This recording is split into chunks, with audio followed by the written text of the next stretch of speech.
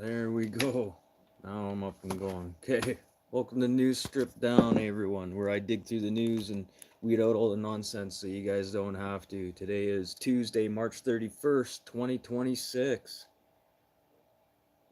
Another month gone. Yay. Okay, so it's minus 7 degrees Celsius in southwestern Manitoba. That's 19.4 degrees Fahrenheit to you guys down in the States there. Oh, so some interesting news from NASA last night. Yeah, they announced that they're going to be launching Artemis 2 tomorrow, April 1st. April Fools, everyone. I don't know what's going off with this. Um, I've been trying to keep track of this as much as possible because I've been kind of looking forward to this space launch. They're talking about just not doing it, period. They're not going to land on the moon now. Now they're going to just try and fly around the moon, or but then they can't that. And a lot of different he said, she said stuff going around about this Artemis too. And for them just to dump this out last night, like, oh yeah, we're going to launch that rocket Wednesday. That's tomorrow. That's Wednesday, tomorrow. So they're going to be launching Artemis 2 to the moon to do a launch around the moon. It'd be the first time in what 50 some years. And yeah, this is crazy because after the first, like they were supposed to be launching this lot the beginning of this month with delays due to some hydrogen leaks and some bad weather and cold temperatures they couldn't launch it with. Hey dude, hey Rob, hey James. So that's interesting that just all of a sudden now they're announcing that they're going to be launching this rocket. So that's going to be at 5:24 Central Time PM. They're going to be launching this rocket. And they were previously supposed to launch this rocket during the Super Bowl, but then they had that hydrogen leak, which is kind of funny. Duh, duh, duh. And then, yeah, yeah, with possible cancellations to the moon. Like, I don't know what's going on here. Like, this is really, really weird, you guys.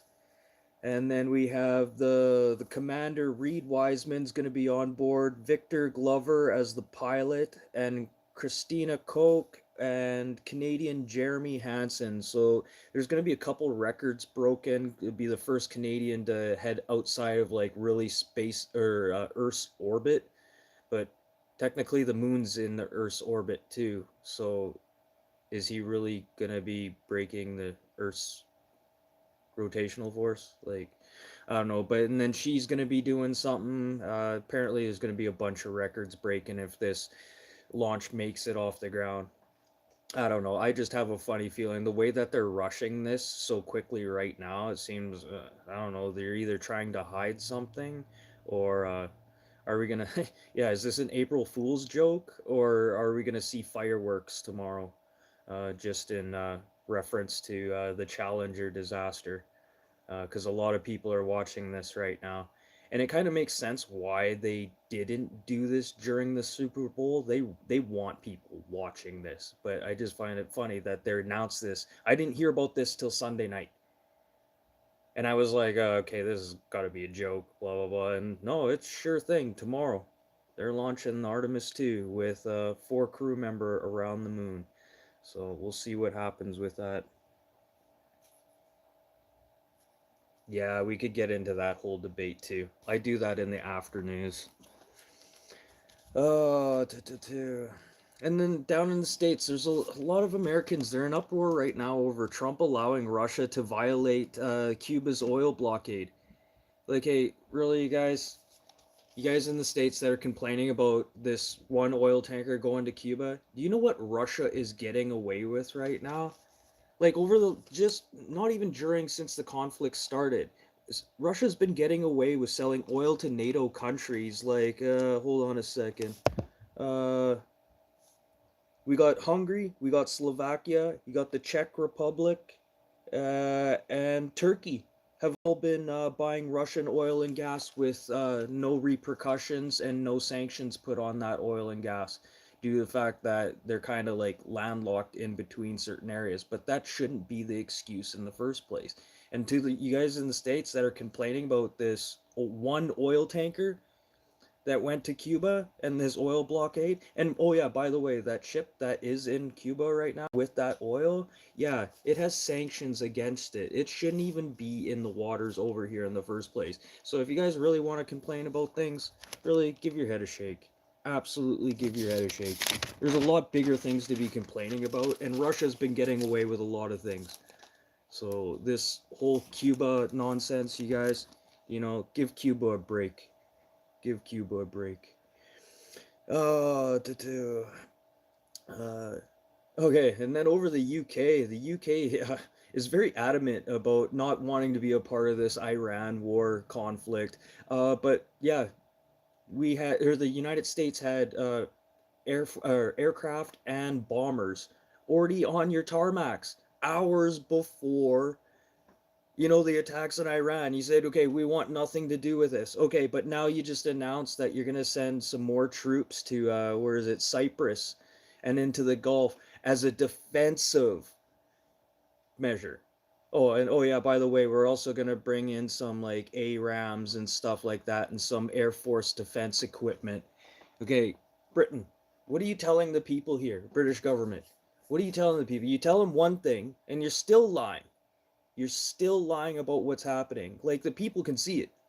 If it wasn't for a YouTuber, who just happened to be out the airport, just taking pictures and videos of planes coming in, watching these Air Force or American Air Force coming and using your bases, it's clear as day. And then to just sit here and say, "Oh, we don't want to be a part of this." You're a part of this. Like, clear as day, you're already a part of this. Just stop saying that you don't want to be a part of it and just say it already. Like, that's the stupidest lie to lie about, because you're obviously already involved. Like, oh my goodness, UK, I don't know how you guys deal. Like, you're almost as getting as bad as Australian people. Wow, just fear mongering and lies. Oh, and Iran attacked a major aluminum processor in the UAE. If you don't know where the UAE, that's where Dubai is. So there's a major aluminum processing plant there, so, which kind of raised the price of aluminum in the stock markets the other day. I don't know how that's going to affect us here in Canada and in the United States right now. I know aluminum prices and talks of aluminum in Canada is getting pretty heated because aluminum's getting scarce and the price is going up, and it's not feasible to be purchasing from the United States anymore either, due to the fact that they're tariffing the shit out of it. I think there's 50% tariffs on all steel and aluminum from the United States here into Canada, which really sucks because in Canada they don't have a can manufacturing company, where you buy your soda pop or your beer cans. Canada doesn't have its own canning facility to process aluminum into cans. So we're stuck buying aluminum cans. So expect your pop prices and your beer prices, anything that comes in a can, expect those prices to go up even more. And I know some provinces have recycling programs. You can get your money back for your aluminum cans, but some provinces, it says you can get a rebate. You pay for the taxes on the cans, you pay for the recycling fee, but yet you have nowhere to take it in Manitoba. So a lot of these recycling things are just nonsense, and the price of aluminum, uh, I think we're going to see it more in our food goods and our consumable goods like beer and soda pop. And then down into the States, U.S. Marine Corporal Desmond Amarellas was arrested and accused for stealing thousands of rounds of M855 rifle ammunition and a portable Javelin missile system. Wow. So Desmond was in charge of looking after ammo, rifles, and large weapon systems. Some of the ammo was recovered from undercover sting, but a lot has not been accounted for as he has been doing this for years, they're figuring out now. And Desmond has pleaded not guilty right now and still remains in custody. And speaking of which, he's still in custody. Let's talk about Ori Solomon. He's still out on bail right now, and he is only facing weapons charges. Ori Solomon, if you don't know who he is, he's the one who had the bio lab in Las Vegas tied to Jesse Zhao out of California, who had a similar bio lab. You know, those air bees and disease that they were running there? Yeah, so he's out walking around, and no question about his French passport and his Israeli passport. And this guy's out walking around. And yet, this guy out stealing weapons from the US military, yeah, he's still locked up and he's pleading not guilty. Oh my goodness. Something's going on. I'm going to keep an eye on this Ori Solomon guy. Like, to tell you the truth, I think if not, he's probably skipped the country already. If he's got two passports, what's to stop him from having multiple other passports? So that's pretty crazy. And a little bit of news. I don't want to talk about this too much, but just my hypothesis. I've been talking about this for a while. I just spit it out every once in a while. The Samantha Guthrie's thing. Uh, elder abuse. Elder abuse. You know what? People are actually starting to look into this now. And I said this since day one, because right there from the get-go, the brother had said, as soon as they walked in the house, within minutes, he was like, she's been kidnapped. Okay, in my eyes, what makes you walk into a house and think that your mom has been kidnapped? Was there a mess? Is there a struggle? There was no mess. There was no struggle. There was nothing broken besides the blood and stuff they found outside. It doesn't make sense. And then looking into Samantha Guthrie's brother's history, yeah, should start digging into that a little bit deeper, go into that rabbit hole. But I don't think it's a rabbit hole, and I think that is totally plausible. So we'll see what happens. She's obviously not alive, and it just adds up that the ransom note didn't come till days after they had her, which would give somebody time, in the family to make something up. So that's it for the news today, you guys. Hit the like button if you like the news like this. News stripped down 30 minutes or less. Why? Because anything longer than that's probably just BS anyways. Now you guys can just go stare at the wall. You don't have to watch your regular news broadcasts full of nonsense and dribble. So yeah, I'm here Monday to Friday, 4 to 4:30 p.m. Central Time, and let's end the news and things that happened today, March 31st in history. 1889, the Eiffel Tower was finally opened, but only to dignitaries. March 31st, 1930, Motion Productions Act was instituted, adding strict guidelines on the treatment of sex, crime, religion, and violence in films for the next 38 years, so until 1968. And then I believe it was reformed. I should have looked into that to see what they had reformed it into, but whatever. Maybe that day will come to things that happened in history. And then March 31st, 1967, Jimi Hendrix famously lit his guitar on fire along with his hands at the Finsbury Park Theatre in London. Yeah, you guys probably, if you know Jimi Hendrix, there's that famous picture where his guitar's on fire and he's playing it. That was in 1967 today. And then famous birthdays. March 31st, 1685. Johann Sebastian Bach, famous composer. Also another famous musician, runs under the same name, Sebastian Bach. He was on Trailer Park Boys, I believe, a couple times. And then March 31st, 1927, Cesar Chavez. He passed in 1993. He was 66 years old. Cesar Chavez, he started the United Farmers Union in Mexico, which was like a really big thing at that time. And there was a lot of people that wanted to kill him over this. A lot of death threats, and then still to his death there, a lot of people wanted to see that guy to be unalived. So very significant person in history for sure, especially when it comes to like unions, especially farmers unions. Yeah, you could even think that the mob wanted this guy dead too, because well, why would we let this Mexican guy run a union? That's mob business. So yeah, he had it coming from both fronts. And March 31st, 1948. Today, Al Gore is 77. He ran as the vice president under President Bill Clinton, if I'm correct. I'm pretty sure. If I'm wrong, you guys tell me in the comments or leave a note after.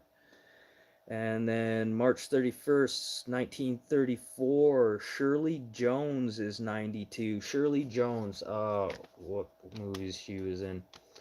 Older actress. I didn't write any movies of hers down. Uh, I think she was in Harry Potter too. She's been in lots of like old-timey style movies like that. And March 31st, 1943, Christopher Walken is 83. Christopher Walken. If you don't know who Christopher Walken is, get yourself out from underneath that rock, please. I don't need to list any movies. All his movies are good. Actually, was it the one where he was in the 007 movie and he was like the sidekick villain? That was a good one. I can't remember that movie. That's the one where nobody liked that Bond guy, I think. And then 1955, March 31st. Angus Young, 71. Angus Young, if you guys don't know who Angus Young is, AC/DC guitarist, you know, been there for like ever. Yeah, I can't believe he's still kicking around too. And I'll tell you the truth, I thought Angus Young was older than 71. I thought he was closer to like maybe 81, but I think that's more like Jagger and those other guys. A little bit of a different generation, eh? A little generation gap there. And then March 31st, 1971, Ewan McGregor. He was famously known for being in the movie Trainspotting. He was the lead actor. He is 55. Boom! That's it for the news today, you guys. I'm halfway done my new book already, and ooh, how many weeks is that? Man, I'm gonna fly through these books if I keep doing this every day, you guys. It's always about greed, Rob. But that's it for the news today, guys. 30 minutes or less. Why? Because anything longer than that's just BS, and a little bit of BS in mine, but a little bit of BS you guys should know, and stuff you guys should be talking about. Make you guys think a little bit. I don't want to do all the thinking. Let you guys get yourself involved too. But I'm going to end today's show right now, and I'm going to come back in a few minutes. I'm just going to go for a cigarette, and then I'll do a after live chat if you guys want to stick around or pop back in a few minutes. I just want to go have a cigarette because I don't smoke inside. So yeah, I'll be back in a bit. And yeah, you guys don't forget the like button, subscribe. I'm here Monday to Friday, 4 to 4:30 p.m. Central Time, and I've been really good on time every day, you guys. But I'll let you know if something happens. I got a couple doctor's appointments I got to take the wife to and stuff, so I might have to throw some pre-recorded videos in there every once in a while, but hopefully I don't have to. I like doing these live. But I'll see you guys in a bit, okay, if you guys stick around. And Rob, yeah, come pop in. Come meet 2-4 and everyone else here, and James. They're all good people, man. 2-4's from the Maritimes. You got to hear this guy talk. He's hilarious. But I'll see you guys tomorrow for Wednesday's show. And then, yeah, do you guys want me to do that rocket launch live tomorrow? That's another thing. Yeah, in the comments after the show, leave if you guys want me to put the rocket launch, the Artemis 2 launch on. And I kind of I'm going to be watching it either way because I think it's going to be like, but that's me. But I'll see you guys tomorrow or a little bit later. Deadly.